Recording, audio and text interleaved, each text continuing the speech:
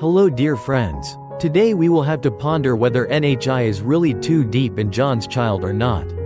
When today the girl's grandmother brought John here to receive her, do you see that NHI looks very similar to too Diep? How will Jame react? Let's wait and see today. James lived with his beloved Diep in a small wooden house nestled in a quiet forest.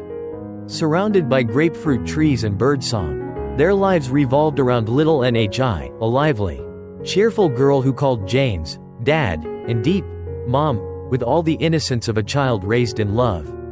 For James, NHI wasn't just a child he took care of, she was his daughter in every sense that mattered, his heart, his joy, his family.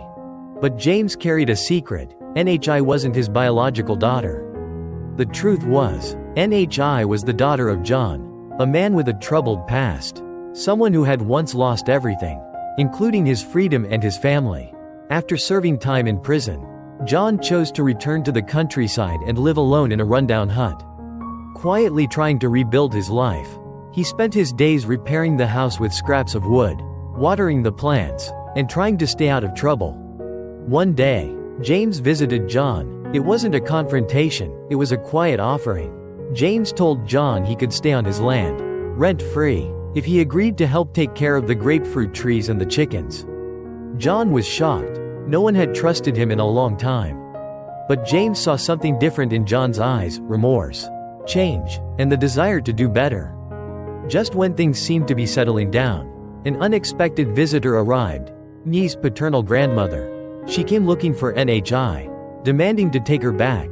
James greeted her calmly, invited her in with respect. But his heart raced. He knew this could change everything. Legally, the grandmother had a right to claim NHI. But emotionally, NHI had built a home with him and Diep. James explained everything. How Diep had found NHI alone months ago. How they tried to reach out to the family but were rejected. And how they had raised NHI with care ever since. He didn't deny the grandmother's connection. Instead, he asked the most important question: do you truly want to take NHI back because you love her? Or because of something else? He stressed that the real question wasn't who had the legal right, but who could offer NHI the love and stability she needed.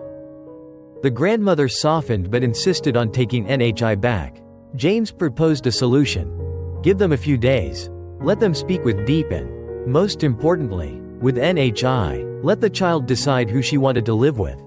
Later that day, James spoke with John again. There was no more distance between them. James told him the truth. You're her biological father. That matters. But what matters more is that you be there for her, not to take her, but to love her. John broke down. He didn't want to take NHI away. He just wanted a chance to be near her, to redeem himself, to earn the right to be called Dad again someday, even if she never used the word. Meanwhile, Diep, though still weak from illness, continued caring for their home and for NHI. When she heard about the grandmother's visit, she stayed quiet, but James could see the sadness in her eyes.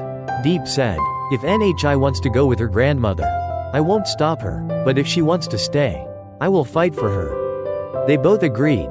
NHI would choose. No one would force a decision upon her. She was old enough to understand, to feel, and to know where her heart belonged. In the days that followed, James and Diep began building a new home on the land. It would be a peaceful place, with a small kitchen, a garden of vegetables, an outdoor area to raise chickens, and a pond for fish and ducks.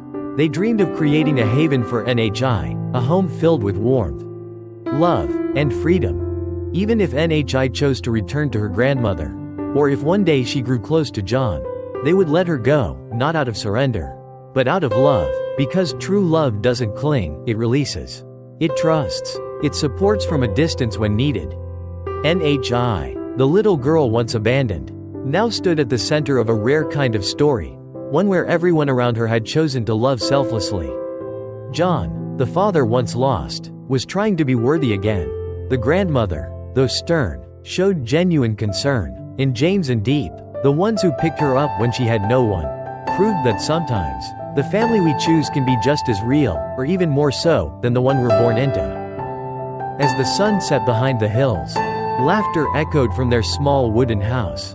Nye's voice rang through the trees, light and full of joy. Her story, once marked by abandonment, was now one of healing, hope, and the enduring power of chosen love, the kind that asks for nothing in return except the happiness of the one you love.